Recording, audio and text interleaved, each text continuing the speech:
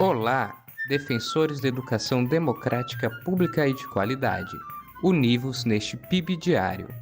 Este é um diário em podcast das reflexões do PIBID interdisciplinar História e Sociologia da Universidade de Brasília, junto ao Centro de Ensino Médio Elefante Branco. Bom dia, boa tarde ou boa noite a você que está nos ouvindo. Eu, Alexandre, estou aqui com minhas amigas Júlia Celina e Beatriz para entrevistarmos Fernando, ex-aluno do CEMEB e hoje professor da escola, no intuito de fecharmos essa nossa primeira temporada do podcast Memórias do Elefante Branco. Bom, a gente vai começar aqui se apresentando, porque meus colegas estão aqui comigo também na chamada, aí eu acho que o pessoal pode começar. Como eu já falei para você, meu nome é Júlia, eu tô no 7º semestre de História e Licenciatura e faço parte do PIBID, junto com meus colegas, que é onde a gente está criando esse podcast, que é agora sobre histórias de gerações do CEMEB e do DF. E agora eu vou pedir para meus colegas se apresentarem também. Pode começar aí pelo Alexandre. Tá certo. Bom dia, professor. Bom dia, equipe. Eu me chamo Alexandre, estou no 4º semestre de História da Universidade de Brasília. Agora passo a bola para a Celine. Oi, bom dia. Eu sou a Celine e estou no 5º semestre de História, licenciatura. certo. Bom dia, Fernando. O meu nome é Beatriz. Eu estou no 8º semestre de História. E eu queria pedir também para você se apresentar. Queria primeiro agradecer, né, a sua colaboração com a gente, você ter aceitado participar, sentar com a gente nessa mesa de podcast, nesse cenário meio estranho, né, conversar com as pessoas sem conseguir olhar para elas, mas é o que a gente tá, são as condições que temos agora, né. Queria então pedir para você se apresentar, falar para a gente seu nome, as informações básicas que você faz no CEMEB e um pouco da sua história com o CEMEB, assim. Essa apresentação inicial, né. Tá certo. Bom, antes de mais nada, gente, eu agradeço, né, também, eu acho que é sempre interessante a gente resgatar, né, a memória, né, o brasileiro tem bom, até onde eu percebo, né, tem um pouco falho essa história de cultivar a memória, num certo sentido, né. Então eu acho que vocês, como estudantes de história, e parabenizá-los, eu não sei se se é uma opção mesmo do fundo da alma, né? Mas essa opção de estarem na licenciatura, tá? Porque eu confesso que nos anos 90, quando eu estive na UNB, a licenciatura era algo assim, quase que não sei se vocês já tiveram experiência, mas é algo muito interessante, né?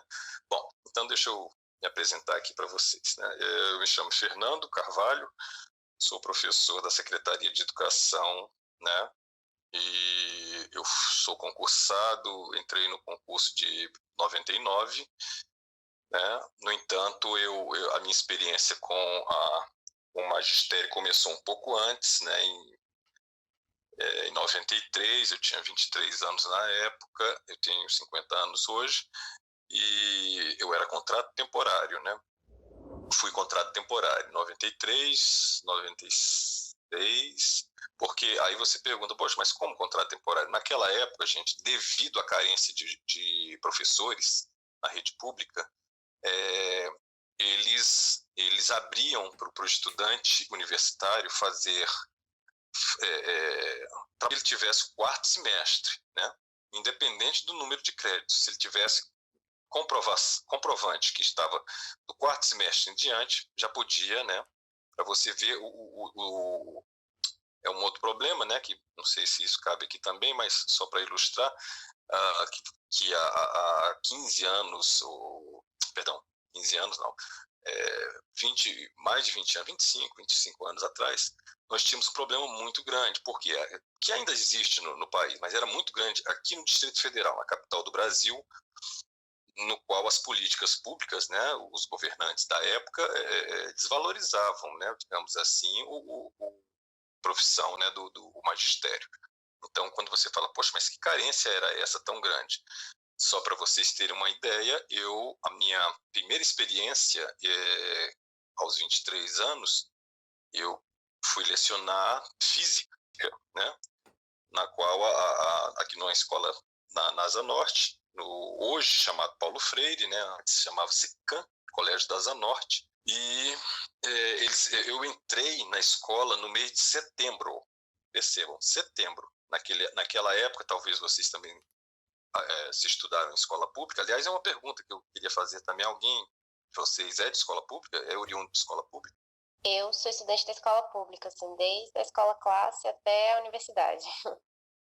Desculpa, porque eu não estou vendo. Beatriz, perdão. Certo, isso. Você, desculpa, porque pode até ter sido minha aluna. Você estudou em qual escola, Beatriz? Eu moro na Ceilândia, então estudei a vida toda aqui, né? No ensino médio, estudei no 110, isso, que é a escola que está fechada para reforma há vários anos, desde o meu ensino médio, sem nenhuma obra ter nem iniciado até hoje, né? Uma situação bem calamitosa que a gente sabe bem das escolas do DF. Mas é isso, estudei no 110 da Ceilândia. Os demais, não? Olha só, Beatriz, né? Beatriz, eu sei que o foco é elefante branco, mas eu tive essa experiência, né? Que para mim, assim, todas as experiências foram interessantes, sempre são interessantes na educação.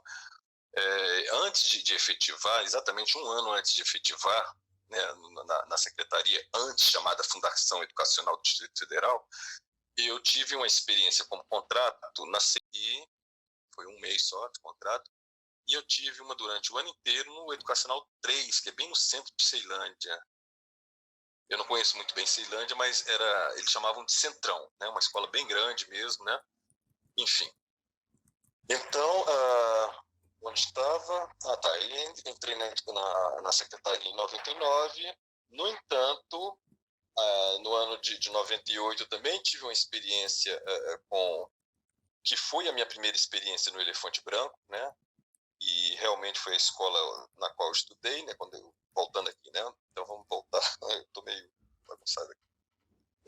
Eu nasci em Brasília, né? Sou brasiliense aí da primeira geração, como eu já disse aí a Júlia, né? E morei desde que nasci até uns 30 e poucos anos, fui morador do Cruzeiro Novo, que cheguei ao 2º grau, né? Assim era chamado o ensino médio, e eu optei em estudar no Elefante Branco por alguns motivos, né? O primeiro motivo que me levou ao Elefante Branco foi que no Cruzeiro Novo, vejam vocês, não havia escola para o ensino médio, tá? Então, eu sei que vocês podem achar um tanto absurdo. Sim, basta lembrar, né? Não sei se vocês já fizeram esse estudo ou sabem disso. Antes da Constituição de 88, o Estado, né? Ou seja, foi a Constituição, se não me engano, de 69, no tempo dos militares, a educação era obrigatória, o Estado era obrigado a fornecer educação somente até o que a gente chamava de 8ª série, ou seja, o atual ensino fundamental. Então, o ensino médio de hoje, né, o 2º grau da época, não era obrigação. Então, por isso, talvez, o Cruzeiro Novo não tinha escola para 2º grau, né? Então, havia um no Cruzeiro Velho, eu achava um pouco distante, ter que caminhar, e a experiência de um irmão mais velho, né? Júlia me perguntou sobre a história de alguém, né? Eu tive 2 irmãos que estudaram também no Elefante Branco, né? O mais velho, eu sou do meio, e um mais novo, né? E isso eu entrei no Elefante Branco no ano de 85, então fiquei o triênio 85, 86, 87. Então, fui estudar no Elefante Branco, né, com toda aquela expectativa, tá? E o que é importante também ressaltar, né, que vocês já devem ter estudado, não sei se já estudaram, né, quem já tiver mais adiantado aí no curso, talvez sim, lá na parte de educação, que em 1971 houve uma reforma do ensino, né, proposta aí pelo governo da época, na qual havia uma tendência mundial, vocês sabem melhor que eu, né, no período que nós vivíamos, né, que era aquele período pós-guerra, né, a chamada Guerra Fria, então a polarização, né, da União Soviética com os Estados Unidos, e isso também certa forma, auxiliou, né, uma corrida tecnológica, né? Basta lembrar que nos anos 60 o homem saiu da Terra, né, e chegou ao satélite, né, também, né, além de ter saído da Terra, entrado em órbita a primeira vez, tal. Então, o que aconteceu? Visando isso também, mas no meu ponto de vista também visando a época aqui no Brasil, na qual estávamos sob censura, né, uma censura muito grande, principalmente depois, né, embora eu ainda não tinha nascido, mas no período de 68, né, que foi essa reforma no ensino, na qual se priorizou o ensino tecnicista, né? Aí, como eu falei, né, a desculpa é não, nós temos que ter, né, tecnologias, desenvolver tecnologias, etc, etc. E em contrapartida, né, nós perdemos dentro da nossa a escola pública de modo geral perdeu dentro da sua grade, né? Eu já comentei com a Júlia, não sei se ela recorda, nós perdemos as disciplinas sociologia e filosofia, né? Então isso é um grande déficit que até hoje mesmo, né, tendo passado na universidade, etc, ficou uma falha, e principalmente eu diria na filosofia, né, por parte de quem quer ser educador, né? Então eu acho que vocês, enquanto estudantes, né, eu sei que tem lá na UNB pelo menos tal do módulo livre, se vocês puderem, né, fazer essa expansão é muito interessante, sim, né? Bom, então o que aconteceu? Quando me matriculei no Elefante Branco, eu me matriculei no curso que havia, né, dentre as opções que haviam técnicas, que era o curso técnico em eletrônica, tá? No período vespertino, eu me recordo que tinha técnico em administração, técnico em eletrônica e, se não me engano, técnico em contabilidade, tá? Tudo técnico. No entanto, o primeiro ano, naquela época, a gente chamava de básico, ou seja, todas as disciplinas eram ofertadas para todas as turmas, independente do curso que você estava matriculado, né? Eletrônica, contabilidade e administração. Então você tinha biologia, tinha física, matemática, química, né? E história, geografia, as demais, né? Mas não tínhamos filosofia e não tínhamos sociologia, né? E aí vocês, né, percebem por quê. Então, isso era no primeiro ano. No segundo ano, né, a expectativa que se tinha era a seguinte, que disciplinas como geografia, história, não me recordo aqui as demais, e não tínhamos no curso de eletrônica. O curso de eletrônica, basicamente, tinha certeza se tinha química, mas deveria ter, tá? Não lembro direito, né? Muito bem, mas a nossa referência de tempo, ela realmente muda, né, durante a nossa existência, e um ano, naquela época, era uma década, né? E esse ano se passou, o primeiro ano, né, eu tive uma aprovação, e quando eu fui ingressar no segundo ano, né, aí já, na verdade, quando eu entrei em 85, ainda era a lei antiga, embora já estávamos no governo civil, né, no qual quem assumiu foi o presidente, que não foi exatamente eleito, mas fazia parte da chapa, que foi o José Sarney. E aí aqui nós tivemos uma mudança, né, onde nós voltamos com um curso que era chamado anteriormente científico, né?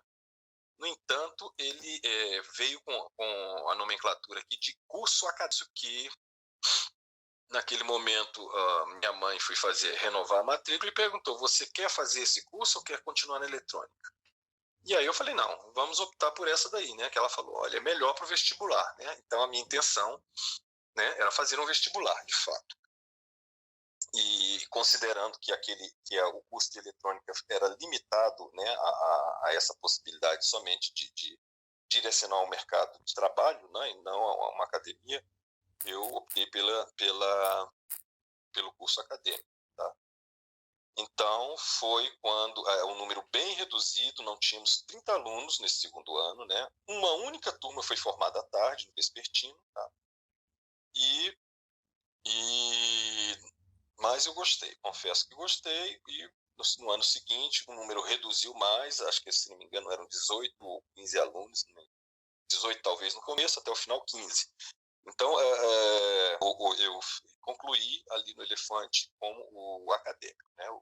Foi a primeira turma, né, pós o regime militar, concluiu ali esse curso de acadêmico, tá?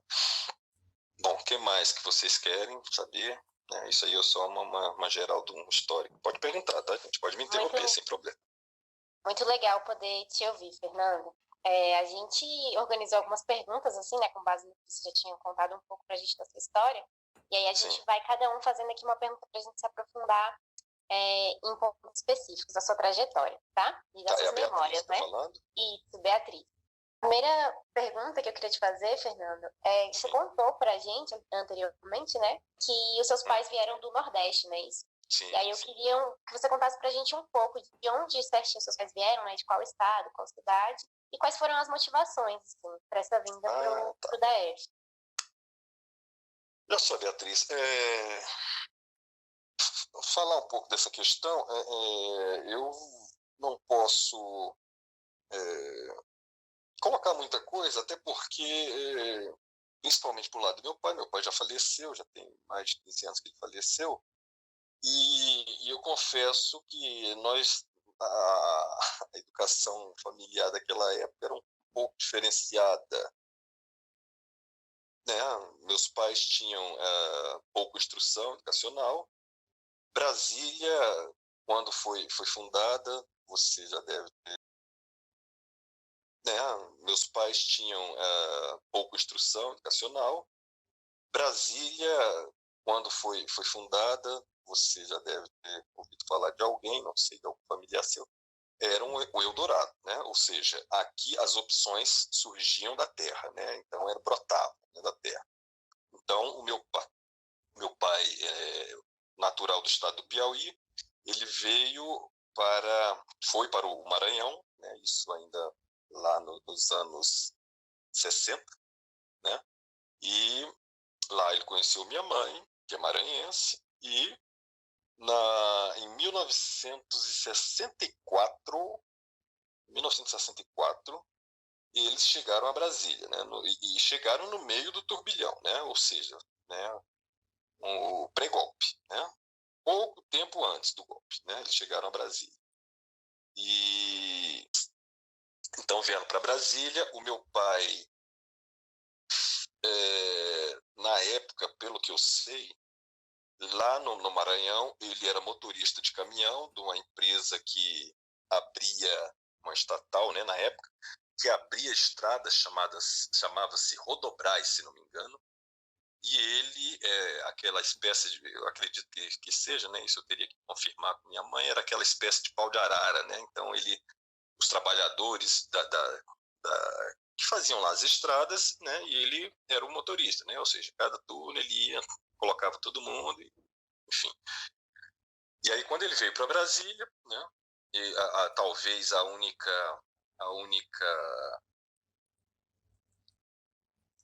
função que ele tinha adquirido era de dirigir caminhões, né? Ele, se não me engano, ele tinha o primeiro grau, né, o fundamental, naquela época, por incrível que pareça, era um grau de instrução relativo, né? Talvez até como se fosse hoje um nível superior em relação à qualificação de busca de emprego, tá, gente? Não é qualificação de modo geral, não.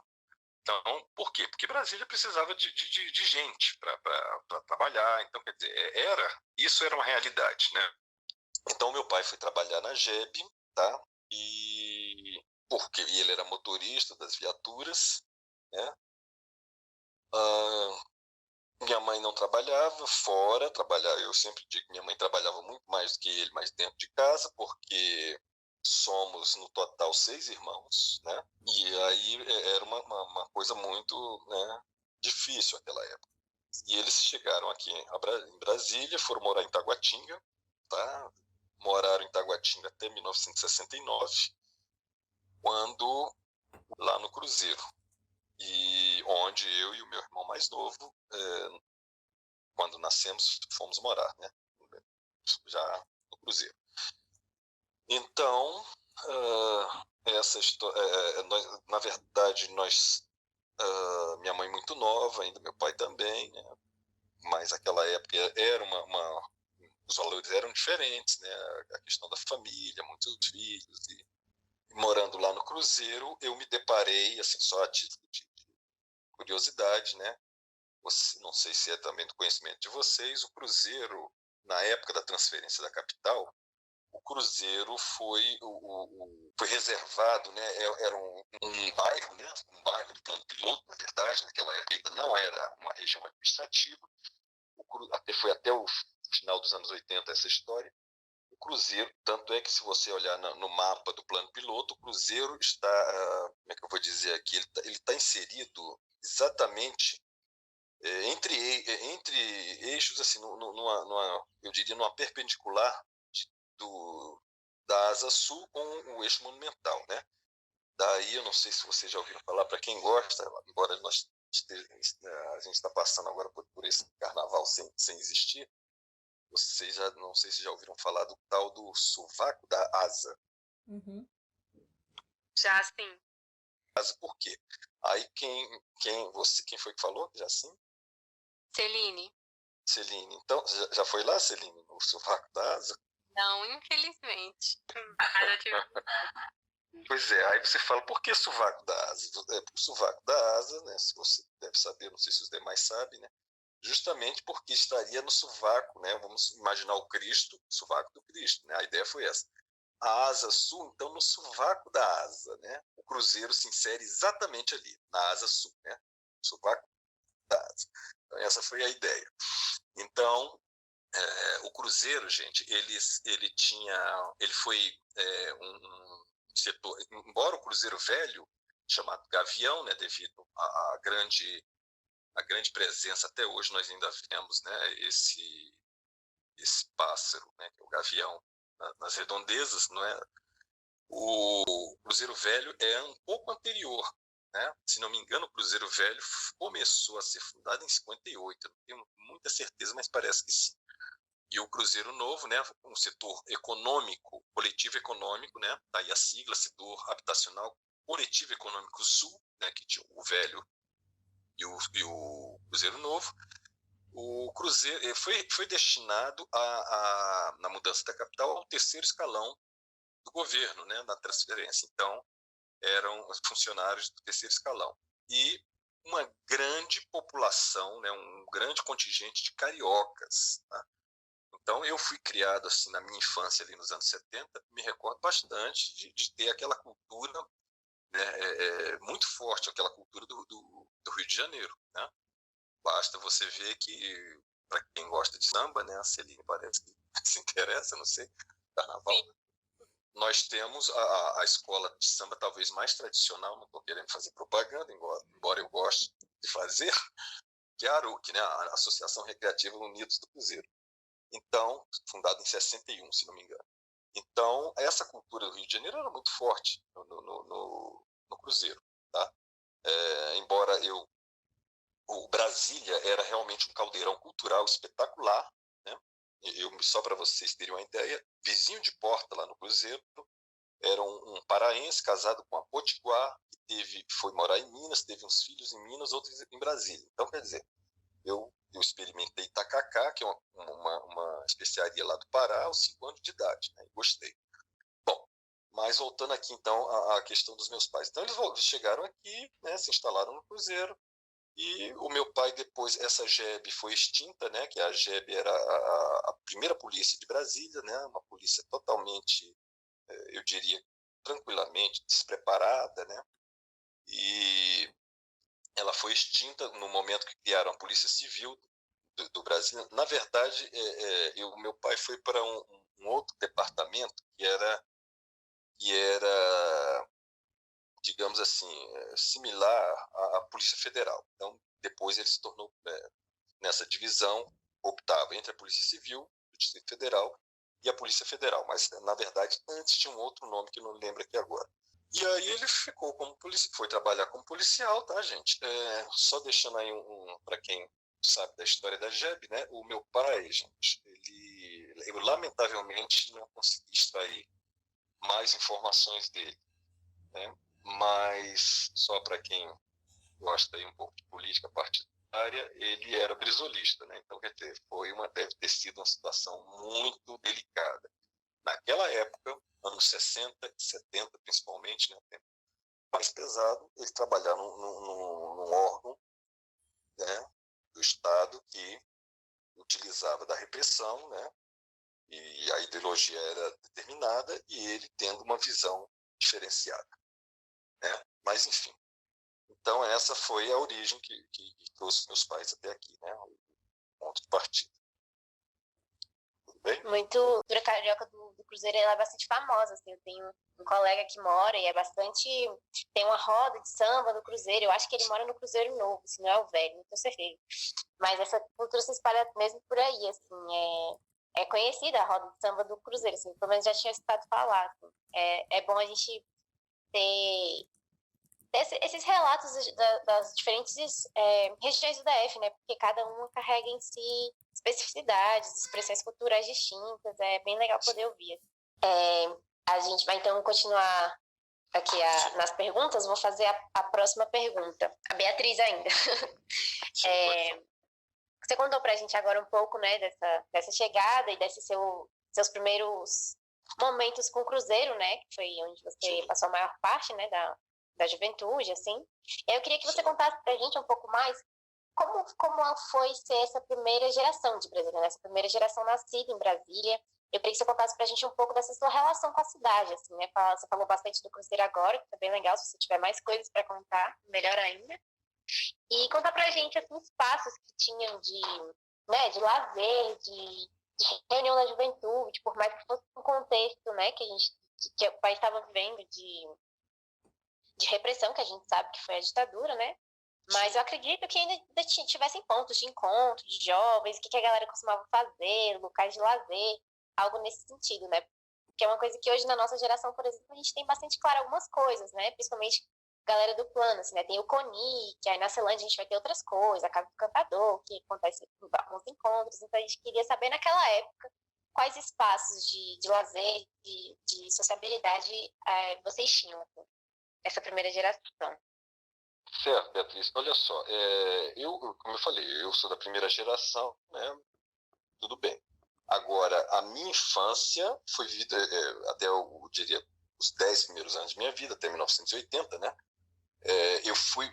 Eu confesso que o meu universo, a minha vida era no Cruzeiro, né? Eu saía do Cruzeiro para Brasília, para o plano piloto, vamos dizer, embora o Cruzeiro fosse plano piloto, mas eu saía para as Açu, a Norte, né, o centro rodoviário e tal. Isso era uma coisa um pouco rara, dadas as condições, principalmente questões do cunho econômico, tá? É algo assim que é muito difícil. Eu sei que hoje, por exemplo, a gente tem aí, né, uma das coisas que tem me preocupado essa semana, por exemplo, esse aumento absurdo, né, de combustíveis, etc. Mas nos anos 70 nós tivemos aquela questão da crise do petróleo, que, só para vocês terem uma ideia, nos finais de semana o posto de gasolina era fechado, era como se fosse um racionamento de combustível, né? Então, nós, principalmente no final dos anos 70, me recordo perfeitamente de ads, porque para sair assim, para dar uma voltinha, não, isso não existia. A primeira coisa que eu tenho que colocar, né, e não abro mão disso, o Cruzeiro Novo era um subúrbio, tá? Como assim subúrbio? No sentido da palavra, né? Então, quer dizer, nós ainda tínhamos muita terra vermelha aqui do Cerrado, nessa terra que nós conhecemos, mas enfim, voltando à questão de lazer, o Cruzeiro, então, da minha infância, como eu falei, nós fomos lá em casa, minha mãe tinha uma política de nos resguardar, vamos dizer assim, da rua, então ela achava que a rua não era interessante, né? Então, na minha infância, eu só descia, morava no apartamento, descia somente ao final de semana, né? Então, era só no sábado e tinha que escolher ou matutino ou vespertino. Quando eu falo isso, muita gente ri, né? Mas até os colegas lá olhavam e riam da gente na janela e tal. mas era muito carente, né? Era precário. Brasília, né? Era muito. O Cruzeiro, então, era como até hoje ainda é, eu acredito, uma cidade dormitório, tá? Era uma cidade dormitório. Não tínhamos assim muitas atividades para se fazer e tal. Já nos anos 80, né? Aí já era uma outra história. Então, quer dizer, essa primeira geração de Brasília, né, digamos assim, que nasceu nos anos 60, nos anos 80 já estavam aqui de adolescente para fase adulta. Aí é que a gente começa a ter, né, mais agitação. É claro que me recordo que, embora eu não tenha ido no início, não sei se vocês já ouviram falar, um projeto muito interessante que tinha, isso no final dos anos 70, se divulgava música, poesia, arte, né? Então era algo muito interessante que tinha em Brasília. Aqui na Asa Sul, né? A princípio, eu não lembro exatamente a quadra, se 112, eu não lembro agora exatamente, né? Embora esse projeto Cabeça, ele começou a ser um pouco itinerante, tá? Agora, o que ocorreu? No começo dos anos 80, foi criado, né, em termos de evento cultural, que me chamou bastante atenção, né, porque realmente, como eu falei, era uma cidade dormitório, foi o que eu chamaria de um primo pobre do projeto Cabeças, né? Então, muitos nomes aí que vocês já ouviram falar. Talvez o mais notório e mais clássico era a Legião Urbana, né? Que não tinha esse nome ainda. Se apresentava nesses projetos. E o nosso projeto lá no Cruzeiro, que ficou, né, que era o que eu falei, era o primo pobre, era chamado Canta Gavião. Né? Gavião, porque era o nome do Cruzeiro Velho, né? Era o nome que eu digo carinhoso do Cruzeiro Velho, e o Canta porque tinha a mesma proposta, né? Músicos, então, esses dias eu recebi uma foto, uma antiga de lá, da quadra onde eu morava, que era onde acontecia, geralmente, acontecia na Aruc e na minha quadra, né? Os concertos, a cada mês, se não me engano, acho que era todo mês tinha um concerto, né? Que era o que mais interessava. Tinha a parte inicial, pela manhã, que era pintura, palhaço, para criança, mas aí já não era mais criança, já era um adolescente, 82, 83, né? Começamos a ter uma coisa, assim, essa questão musical foi muito forte, tanto é que aqui eu costumo dizer, olha, um dos problemas que a gente tem com a juventude, né, que se envolve aí em problemas de violência, etc, etc, na minha época de adolescente, a gente queria ter mesmo, era uma guitarra, um contrabaixo, uma bateria, juntar com alguém e formar banda. Então essa era uma coisa, no próprio Elefante Branco, né, tinha isso também, tinha alguns amigos que tinham algumas bandas de rock, eram integrantes de banda de rock, já ali em 85, 86, 87, tinham amigos que eram, tá? Então, mas voltando aqui à tua pergunta, Beatriz, realmente Brasília e o Cruzeiro especificamente, como foi dito aí, não sei se foi você ou foi a Celine, né? Falou sobre a questão de roda de samba, tinha sim o samba, tanto é que eu, Fernando, para mim o carnaval é sinônimo de samba. Tudo bem, temos frevo, temos a música baiana, temos isso, mas para mim é samba, né? Por quê? Porque naquela época futebol e samba no Cruzeiro era o local, né? Mas tinha campo gramado? Não tinha, tínhamos campos de areia até hoje. Se vocês forem ao Cruzeiro Novo, ainda tem um campinho de areia da época, lá dos anos 70, eram 3, e aí a questão imobiliária tomou o espaço de 2, só ficou 1, né? Não sei como não foi ocupado aquele espaço, mas está lá, o único campo de areia. Então, a atividade esportiva que nós tínhamos era o campo de areia, até por falta de espaço. Me recordo de, no começo dos anos 80, vir aqui ao plano piloto e ver algumas quadras esportivas, campo de areia, e ninguém jogando. Eu falei, poxa, mas isso tinha que ter no Cruzeiro. Eu, na minha adolescência, ninguém, as coisas aqui existem e ninguém utiliza. E lá no Cruzeiro a gente jogava futebol no asfalto, a gente jogava futebol na terra batida, né? E assim, as opções de lazer eu considero, né, muito pequenas mesmo, né? Eram deficitárias, né? Ok. Então, eu vou entrar aqui numa questão que você falou pra gente, falou comigo na prévia também, sobre você ter ido estudar, né, na Asa Sul, saindo da sua realidade do Cruzeiro, né? E que você disse que na época você considerava o CEMEB um local muito heterogêneo, tanto geograficamente quanto socioeconomicamente, né? E a minha Isso. pergunta é no sentido de pedir para você aprofundar um pouco como que era essa diversidade socioeconômica que você encontrou no CEMEB quando você chegou lá. Qual que era esse público e como que você percebe as diferenças entre os locais onde você estudou no Cruzeiro para esse novo local, lá o CEMEB? Ah, sim, muito interessante tua pergunta, Júlia. Olha só, eu vou fazer aqui primeiro uma comparação, uma analogiazinha aqui, que eu acho que de repente facilita a princípio, né?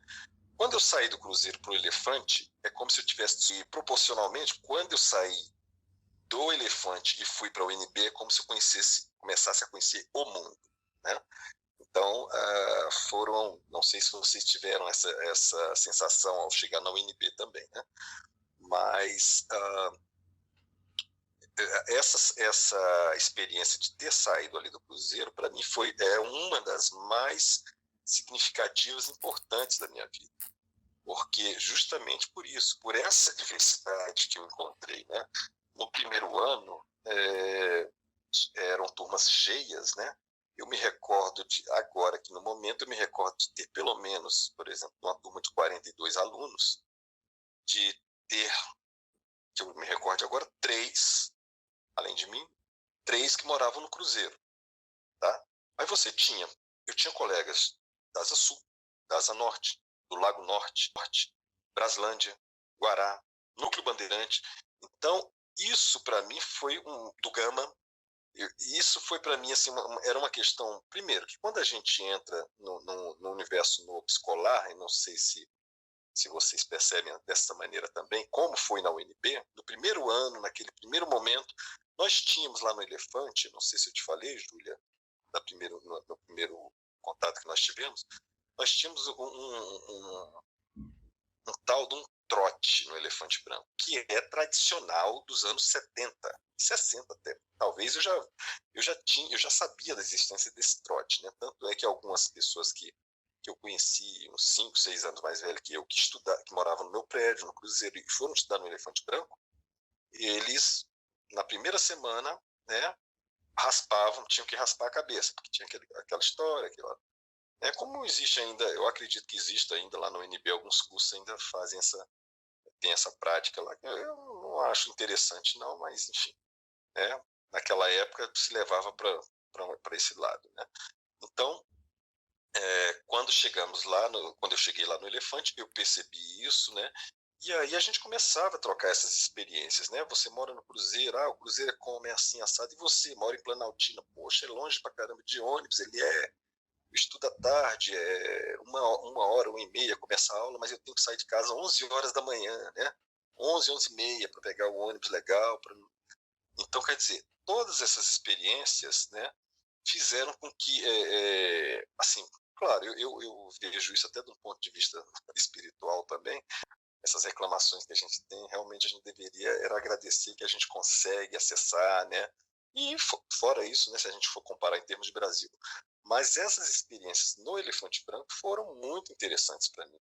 E que eu acho, né, eu acho que eu falei contigo da primeira vez, eu não sei, os colegas aí que estudaram em escola particular talvez, né, possam melhor perceber isso. Eu acredito que numa escola particular, as escolas particulares sejam, nesse sentido, mais homogêneas, né, do ponto de vista socioeconômico, coisa que não acontecia desde o início, na verdade, desde o início ali da minha educação na escola pública, né? Mas sendo que na escola pública eu estudei até o fundamental no Cruzeiro, então todos eram do Cruzeiro, né? A situação econômica, socioeconômica era mais aproximada. Já no Elefante Branco, não, nós notávamos que isso era, tem essa aqui que mora lá em Taguatinga, a realidade dela é essa, tem que pegar ônibus tal. Tinham colegas, por exemplo, na época, só para citar aqui, eu me recordo de uma colega que também se tornou professora, que morava em Braslândia, e ela descia, a gente pegava ônibus ali na W3, ela ia lá para o eixo, porque o ônibus de Braslândia, não existia ônibus de Braslândia na W3, uma linha, né, W3. Ela tinha que descer lá para o eixo para pegar ônibus. Então, contava isso, aí a gente percebia, poxa, eu tô aqui reclamando, ônibus lotado, cruzeiro, mas o cruzeiro é que rapidinho eu chego, né? E ela que vai para Braslândia, 30 quilômetros ainda, nos dias de chuva. Então, quer dizer, fora isso, né, eu acho muito interessante essa questão da diversidade, né? Eu acho que não é hoje, né, a gente percebe aí que é uma bandeira que tem que ser mantida, né? Não podemos, na atual conjuntura política do país, né, nós temos que manter essa bandeira, porque somos todos, né, a mesma coisa, mas a cultura nos diferencia, mas de um modo que tem que ser sempre uma experiência agradável, né? Lá na antropologia, eu estudante de química, fiz disciplinas na antropologia e eu aprendi isso de uma maneira muito interessante, né? Eu acho que para a gente se entender melhor, a gente tem que olhar o outro, né? Então, quando a gente vê no outro as características do outro, a gente começa a entender a si próprio. Vale lembrar que nós não tínhamos sociologia, né? Que talvez traria isso de uma maneira melhor lá atrás, né? E eu percebia isso na prática, né? Eu gostava disso na prática. O colega e tal, né? E o cara do Lago Norte, né? O colega ele era, a gente chamava naquela época de barão, né? Ele é barão, sim, mas ele vem aqui na hora do futebol, é todo mundo igual. Todo mundo joga e... Então isso eu achei sempre muito interessante, essa questão da diversidade cultural, econômica, né? E social. Isso eu acho que a gente é algo que eu percebo até hoje, né, na escola pública, com mais facilidade. Não trabalhei em escola particular, né, mas eu fiz cursinho 3 meses numa antiga escola chamada Objetivo, não sei se existe mais, e notei que o cursinho tinha, mas assim, era outra história, era uma coisa rápida, tá? Mas eu não percebia muito essa questão heterogênea, entendeu? Certo. Professor Fernando, agora é o Alexandre. Sim, Alexandre. Pode me chamar de Fernando, tá? Sem problema. Fernando, tá certo. Fernando, Eu gostaria que você se aprofundasse sobre as diferenças entre os públicos da educação técnica e acadêmica. Existia sim. Agora, o que a gente percebe é o seguinte, a própria escola, na época que eu estive ali no Elefante Branco, nos anos 80, final dos anos 80, meados, final dos anos 80, nós já podíamos perceber que a escola pública já não era mais, já não tinha mais aquela força que ela teve nos anos 60 e nos anos 70, tá? Aí você fala, mas por que isso aconteceu? Bom, vários foram os motivos, tá?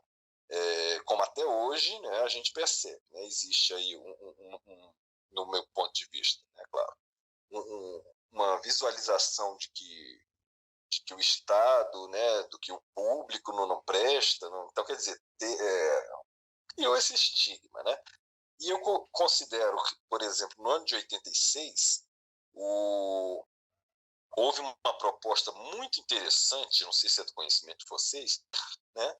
Não só no quesito conteudista, né?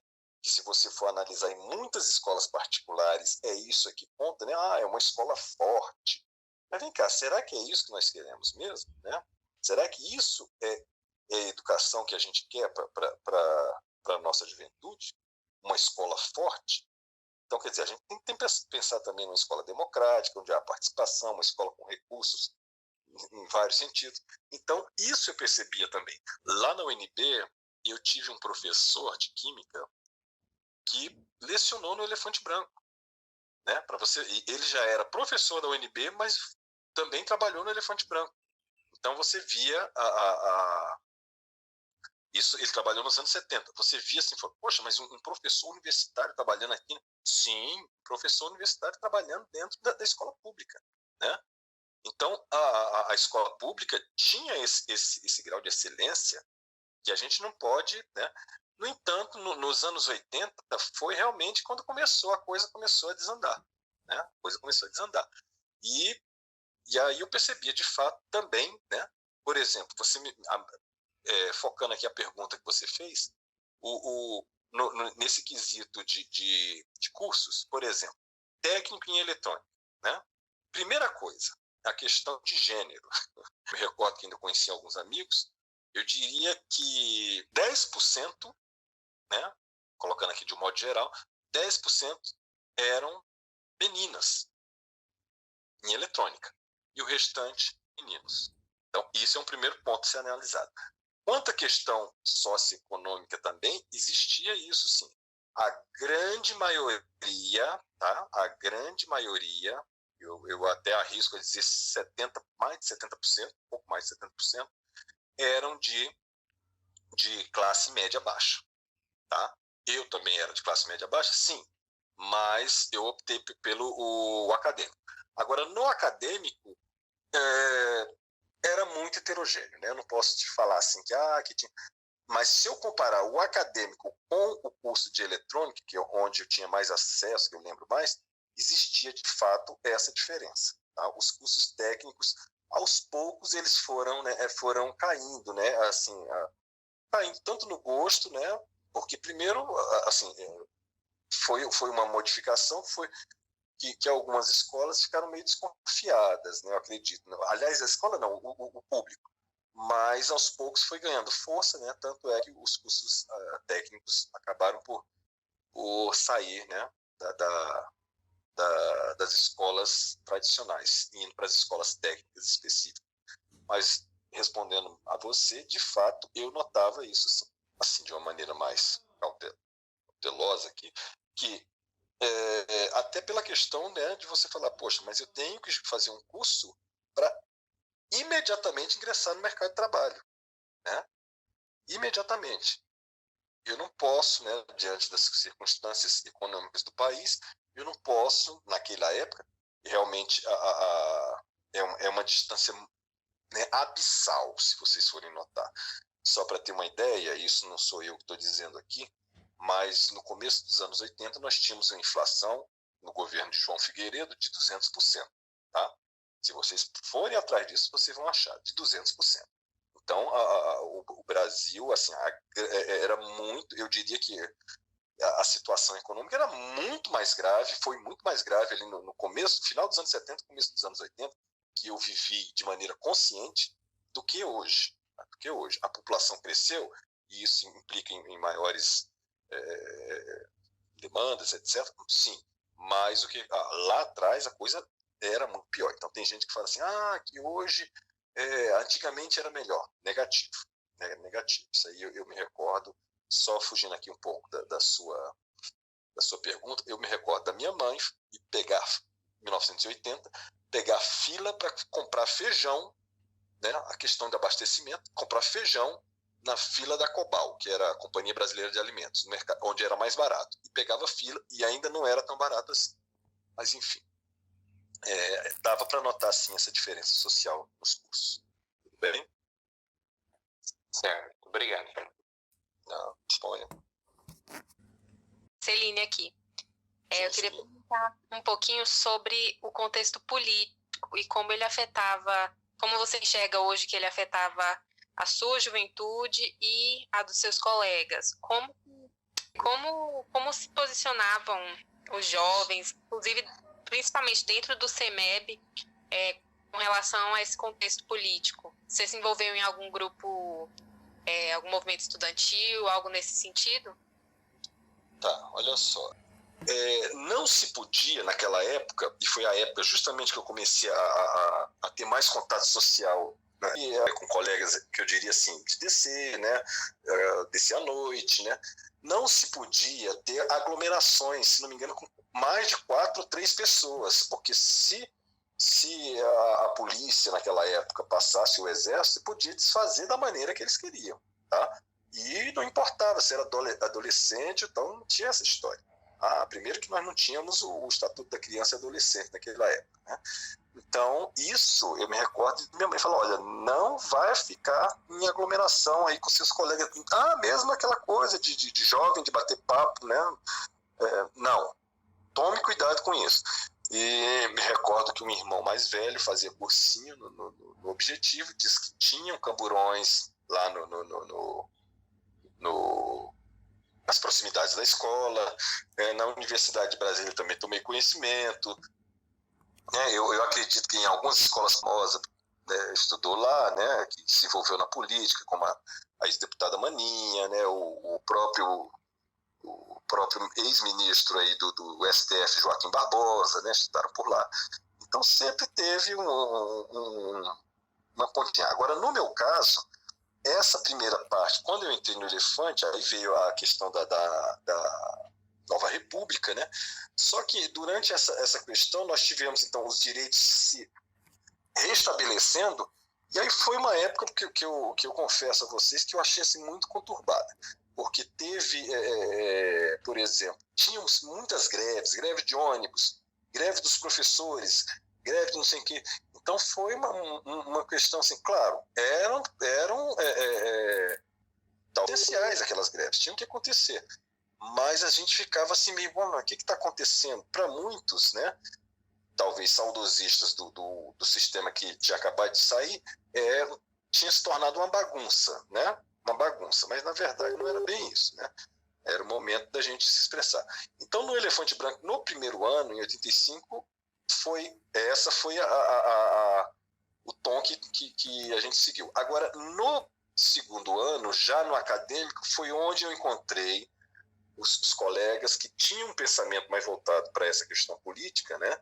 Eu citei para Júlia, nós fizemos um grupo de estudantes, né? A princípio uns 6 estudantes. Nós começamos a trocar ideias e tal, e na época existia, até hoje existe, mas na época existia muito forte, que era a questão de pichação. Mas não era uma pichação com algum sentido, né? Como nós tínhamos lá atrás, nos anos 70, né? Aí começou a se tornar uma maneira de se expressar, que até hoje tem, e lamentavelmente torna a cidade mais feia, né? E aí, o que a gente fazia? Me recordo perfeitamente. A gente, né, arrumou uma cartolina, né? Estávamos insatisfeitos por alguns problemas da direção da escola, e nós confeccionamos esse cartaz, né, no lugar de colocar lá nas paredes, nós colocamos pichar na parede, nós fizemos o cartaz, demonstrando, caprichamos no vocabulário para não ser fora direção, não era nada disso, né? Era uma coisa mais caprichada, tinha alguns colegas que fizeram questão de colocar dessa maneira, né? E colocamos e eu me recordo quando nós fizemos, e esse episódio foi bem marcante, porque colocamos lá, tá? Em determinado momento nesse mesmo dia eu fui ao banheiro. Quando eu voltei, 3 dos nossos colegas, que eram os principais, tinham sido chamados à direção. Eu não fui porque fui ao banheiro, né? Fui salvo, eu até brinquei com eles, eu fui salvo pelo banheiro, né? Mas aí para prestar esclarecimentos na direção, né? Então, eu não sei se levaram advertência, alguma coisa assim. E, quer dizer, existia um Grêmio na escola, existia, né?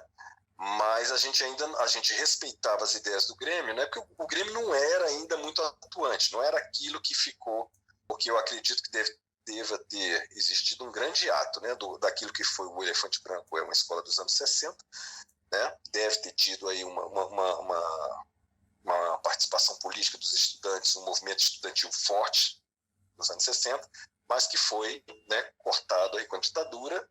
E aí, quando a gente estava retornando isso, né, claro que a gente tinha também um pouco daquela memória, vamos tentar fazer como era antes e tal, uma coisa forte. Só que eu já percebia que o interesse da juventude já não era mais aquele, tá? Da grande parcela no Elefante Branco, a gente já não estava, né? Tanto que a gente, às vezes, era visto assim como uns caras meio fora de órbita. Não sei se vocês me entendem, tá? Então, nós fizemos lá, mas assim, foi mais forte, assim, era mais debate, né? O famoso GIP, né? Que era o GIP, o Grupo de Inovação Política. Mas eu hoje, como professor, assim, eu jamais vi isso, né? Eu gostaria até de ver como por parte dos estudantes. Me recordo que, se não me engano, no terceiro ano, nós tínhamos um professor de matemática que ele apresentava lá os conteúdos, mas as provas dele eram muito fáceis, né? E nós sabíamos que ele dava aula pela manhã no Colégio Militar e à tarde lá conosco. Nós fizemos de maneira civilizada, né? Nossa intenção qual era? Também, nos preparar para o vestibular. Então, todo mundo média 8, média 9, preparamos lá um abaixo-assinado, falamos, olha, gostaríamos que o senhor, né, melhorasse aí esse conteúdo a ponto de apresentar mais coisas, né? E parece que ele não gostou muito. Então, parece que lá no Colégio Militar ele, né, a coisa era mais pesada e aqui no Elefante ele soltava um pouco. E a gente pediu para que fosse pesado. Então é isso que eu falo. Nunca vi isso na escola pública enquanto professor. Os estudantes sempre querem mais o caminho da facilidade. E a gente não, a gente quis outro caminho. E aí saímos de médias 8, 9 para médias 5 ali raspando, né? Porque ele castigou a gente também. Mas era aquilo que a gente queria. Então essa questão também, que pode não parecer, mas é de uma política educacional também, que a gente vislumbrava, né? Falando, não, nós temos que nos preparar, né? A gente já tinha carência de professor, né? De alguns professores. Isso que foi também uma coisa muito difícil para mim, né? Só para vocês terem uma ideia, eu no segundo ano, a professora chegou no segundo semestre e o primeiro vestibular que eu fiz foi para física, né? A professora de física não tínhamos. E eu fiz vestibular de física sem saber quase nada de física, né? Mas eu queria física, tá? Então, nessa parte dessa agitação política, né, a gente tinha sim embora pouco, né, como eu falei, muito menos do que aquilo que eu esperava, tá? Do que aquilo que eu esperava. A gente tinha esse grupo, mas foi um grupo muito restrito ali à turma de acadêmico. Ok? Ok, muito obrigada, Fernando. Entendi, Sim. Fernando. Aqui é a Júlia de novo. Oi, Júlia. Não sei se você deu uma olhada, mas eu te mandei uma reportagem, né, pelo WhatsApp, Sim. sobre um evento que aconteceu lá no CEMEB, né? E eu queria saber se você se lembra dele e como que você viu esse episódio na sua época. Para dar uma contextualizada aqui, foi uma greve de fome que um dos alunos fizeram, né, lá no CEMEB, por conta da direção não querer aceitar a rematrícula dele na escola, né? Então ele acabou fazendo essa greve de fome, foi parar nos jornais. E é isso, eu queria saber se você lembra e como que você viu nessa época esse episódio. Tá, Júlia. Primeira coisa, todos sabem, viram essa matéria, todos que estão aqui presentes? Sim, todos Ou só viram. você? Todos viram. Tá. Então vamos lá. Esse episódio ficou muito marcado, porque foi no ano de 87, né? O estudante lá em questão, ele havia estudado comigo no segundo ano. Inclusive, ele era o presidente do Grêmio, o ano anterior. Tá? Agora, eu li a matéria, Júlia, e, de fato, eu não lembro exatamente qual foi, né, qual é a fonte. Para mim parece, eu posso não ter percebido, mas você tem a fonte? Aquela matéria que eu te enviei era do Correio Brasiliense. Do Correio Brasiliense, certeza? Isso. Porque assim, até pela diagramação do jornal, né? Uhum. Eu fiquei em dúvida, porque, na verdade, aquele fato ocorreu no começo do ano, né, com a questão da matrícula. O nosso colega lá, que havia sido representante da minha turma, eu era o vice, ele era o representante, né, entrou naquele movimento devido a algumas questões.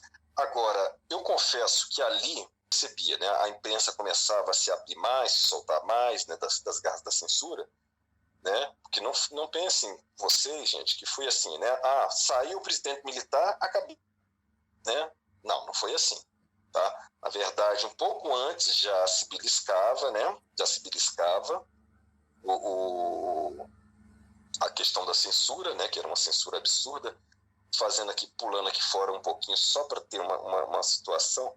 Vocês já ouviram, devem ter ouvido falar de uma banda chamada Blitz? Sim, já ouvi, já. Isso.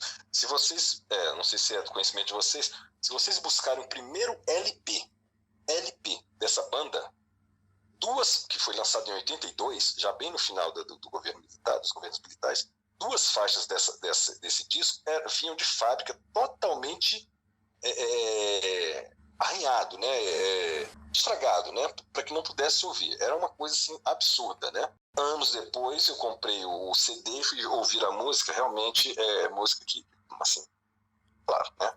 Aí você vê o tanto que a gente foi limitado pela censura. Então não foi de um dia para noite. Então no começo, agora a questão daquela matéria, voltando aqui ao foco da coisa, a questão daquela matéria eu achei tendenciosa e de fato havia, né? Houve também uma preocupação política, né, atrás daquele movimento, que não ficou muito bem clara para a gente. O que nós percebemos foi que nosso colega fez a greve de fome, tá? Houve um embate, né, como está claro ali, com a direção. Agora, em hipótese alguma, me recordo disso perfeitamente, ele quis manchar a imagem do colégio. Não, ali não foi falar assim, eu sou contra o colégio. Não. Então, por isso que eu falo assim, é importante a gente perceber isso, porque a imprensa muitas vezes, e aí se me permitem aqui, eu volto, nós estamos falando aqui do ano de 87, eu volto ao ano de 86, eu não sei também se é do conhecimento de vocês, houve o famoso badernaço lá na rodoviária, na esplanada dos ministérios. Alguém conhece isso? Já ouviu falar? Eu nunca ouvi falar sobre esse movimento. Nem eu. Júlia, né, Júlia? Júlia, se você ou os demais tiverem aí um tempinho, existe um vídeo pequeno, né, um vídeo pequeno, mas muito interessante que eu descobri. Foi no ano de 86, eu não lembro o mês exatamente. Houve bom, o nome acho que já diz tudo, badernaço, né? Então, que ninguém sabe de que lado veio, se foi alguém infiltrado, que causou aquilo para ter, né? Enfim, você encontra no YouTube um vídeo, né? Se você quiser anotar aí, badernaço. Aí você vai ver o que aconteceu. Esse episódio foi interessante, por quê? Assim, por um lado, foi interessante. Porque nesse dia não houve aula, porque os ônibus estavam, assim, eu fui à escola. Mas não houve aula, porque estava aquela tensão, vai ter aula, não vai ter aula, mas eu fui. Só que aí é que está. Eu tinha, na minha condição econômica principalmente, eu tinha um passe estudantil para ir e outro para voltar. Tá? Eu fui e só tinha mais um para voltar. E os colegas, esse mesmo grupo, né, que foi em 86, o mesmo grupo, vamos lá. Eu falei, poxa, rapaz, eu só tenho um passe. Se eu for, fica difícil para voltar. Né? E aí eles foram, e aí o que aconteceu? Eu esperei ansiosamente na televisão, no DFTV, né, passar sobre aquilo, porque estava querendo saber como é que foi aquilo. E não passou uma vírgula, enquanto que tinha o telejornal local não sei se era local, acho que não era local, não lembro, da TV Manchete, antiga, extinta TV Manchete, que passou. Tudo isso passou e as imagens, algumas imagens muito pesadas, inclusive, pegando as pessoas, batendo, jogando dentro do campo mercadoria. Se vocês procurarem no YouTube, vocês vão ver isso. Eu acho que é uma ótima fonte de pesquisa posterior aí para alguém que queira. Bom, mas voltando aqui, o episódio do Guilherme, né? Então, o Guilherme, ele tinha também, ele tinha essa visão política, né, diferenciada, como a gente percebia, só que o que eu vi ali naquela matéria é realmente porque foi um grupo do Noturno. Então, o grupo do Noturno eu não conhecia, mas na época lá me parecia que realmente o grupo do Noturno tinha lá era uma questão política, de chapa, de direção, disso, que foi né, o pano de fundo ali da história, embora não fosse exatamente, fosse explícita, né, mas teve isso sim. Então, e o Guilherme, né, de maneira corajosa, foi, né, em busca lá dos direitos dele, né, talvez, eu não sei se foi, porque não tinha uma unificação do Grêmio, que eram realidades diferentes, né, então ocorreu essa história. Agora, ali, tal como a matéria coloca, né, que tem somente a fala tem mais forte ali a fala dos estudantes que apoiavam a direção, e eu não vi aquilo, não tem uma fidelidade tão interessante ali, aquele texto, tá? Porque só tem uma versão, só tem um lado mais forte. Então, o episódio lá do Guilherme ficou marcado, né? Eu até comento, vez ou outra, né? Quando eu quero falar alguma coisa sobre essa questão do movimento estudantil, eu falo com os estudantes atualmente, né? Não, falo, olha, gente, eu acho que vocês têm que lutar mais pelos direitos de vocês, porque dificilmente vocês vão, se vocês não se unirem, né? Se vocês acham que tem alguma coisa que não está legal, a merenda escolar, né? O acesso a isso ou aquilo outro, se vocês não se reunirem, tá? Fica, né? Assim, fica mais difícil. Então, o episódio lá de 87, eu tenho assim que foi foi muito corajoso por parte do Guilherme, tá?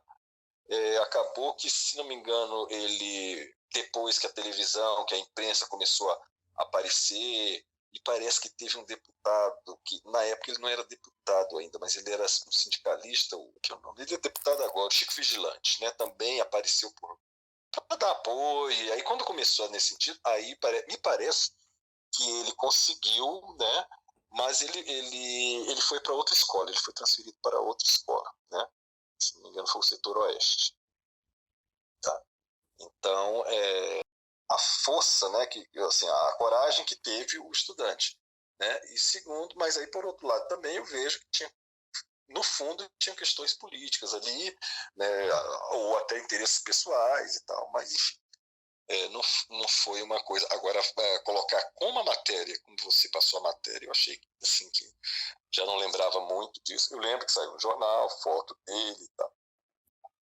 Mas, assim, é claro que a gente não pode se ter como referência somente um veículo de comunicação, né?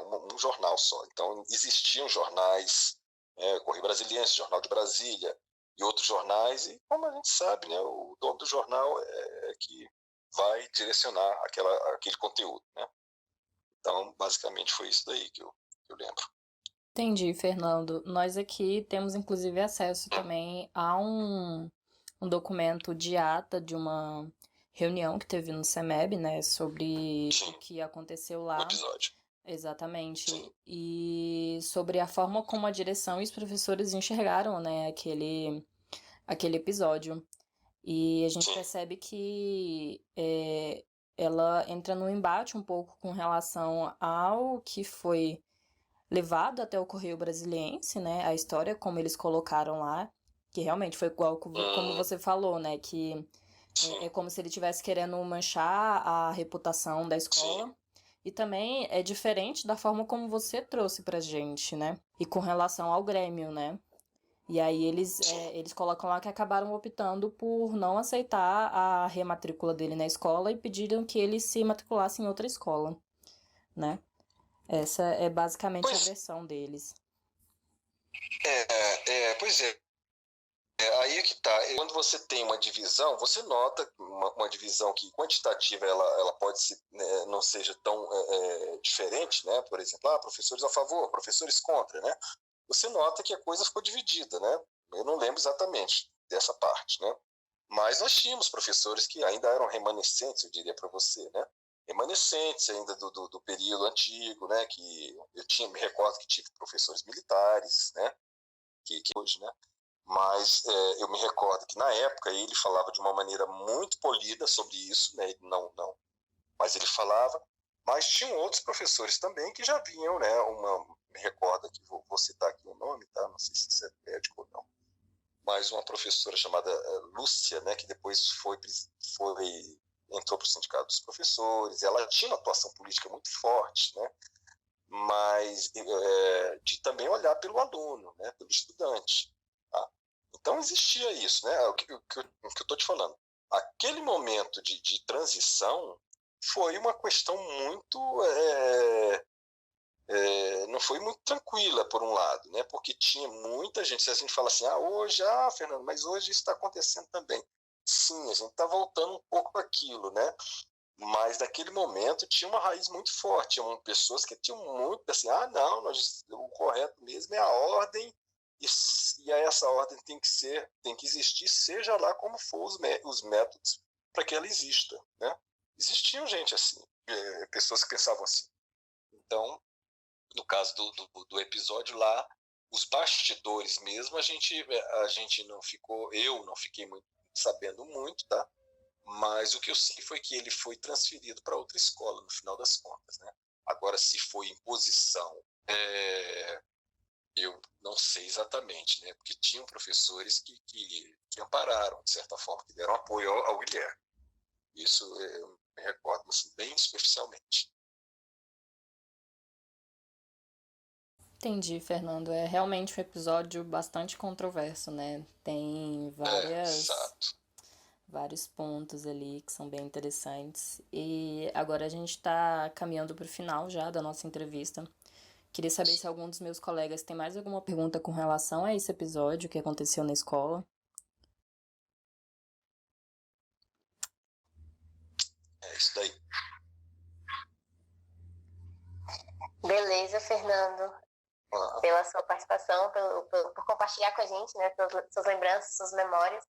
Eu tenho desenvolvido o meu TCC pensando na história do DF, né, com foco principal na história da Ceilândia, mas a sua narrativa me ajudou bastante a entender várias questões, a conhecer muito mais desse DF do que a gente tem, assim, né, e essa é a nossa ideia com o podcast, conseguir pensar a história do DF, pensar a história do CEMEB junto dos estudantes, para que isso seja material também para vocês, professores do CEMEB, né, para o público dessa escola, enfim, e de outras.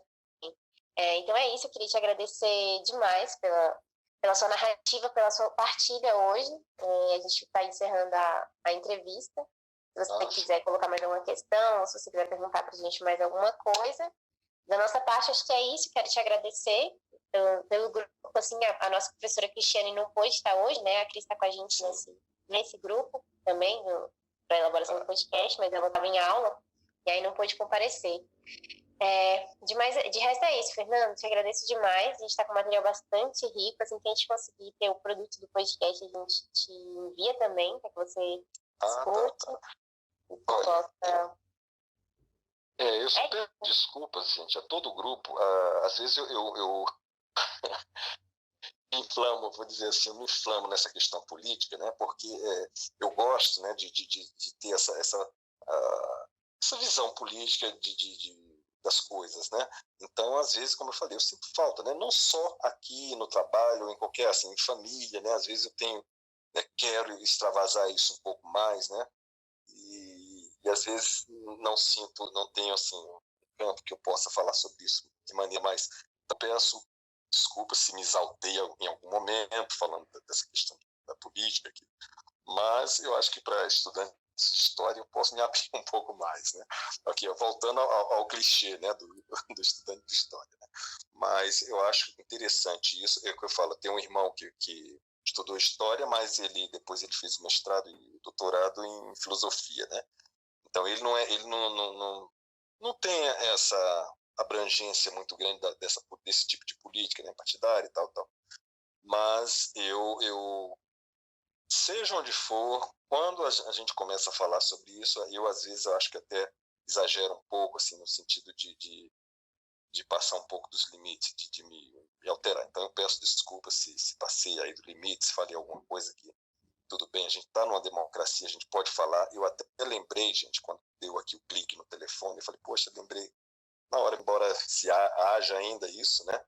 Mas eu espero que a gente tenha dias melhores. Mas se a gente ficar na inércia, eu acho que vai demorar mais para esse tempo voltar, né? Então eu agradeço a todos vocês e me coloco à disposição também, né? Se vocês... Eu acho que vale a pena, sim, a gente resgatar e ver vocês aí, essa geração nova, fazendo, como eu falei lá no início da nossa conversa aqui, essa história da memória, que o brasileiro, né, muitas vezes não sabe, né, o que aconteceu semana passada, né? Então, quer dizer, a gente não só resgatar, como registrar, né, documentar tudo isso. Eu acho que isso vale a pena. E esse trabalho que vocês estão fazendo, com certeza, né, lá na frente, né, eu espero aí que quando eu já tiver daqui a 10 anos eu me aposento, eu acho que vai ser muito interessante resgatar e buscar outras figuras, né? Por exemplo, Nelson Piquet, que estudou lá na nossa escola, o próprio Renato Russo, né, há 2 anos atrás, 2018, começaram a fazer um filme sobre a vida do Renato Russo e aí, nessa condição de ex-estudante, o supervisor pediu a permissão para que o ator fosse lá assistir uma aula, né? Porque eles iam fazer talvez depois, eu não sei como é que ficou esse filme. Eu acho que é Eduardo e Mônica, não tenho certeza se é esse ou se é sobre o Renato Russo, eu não lembro agora.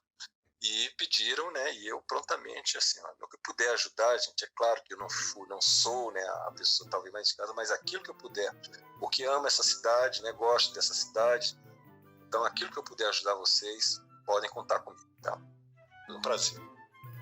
Este podcast foi produzido e editado por iniciativa autônoma dos integrantes do PIBID História e Sociologia da Universidade de Brasília e possui finalidade meramente educativa. A música utilizada é do grupo regional Segura Elas.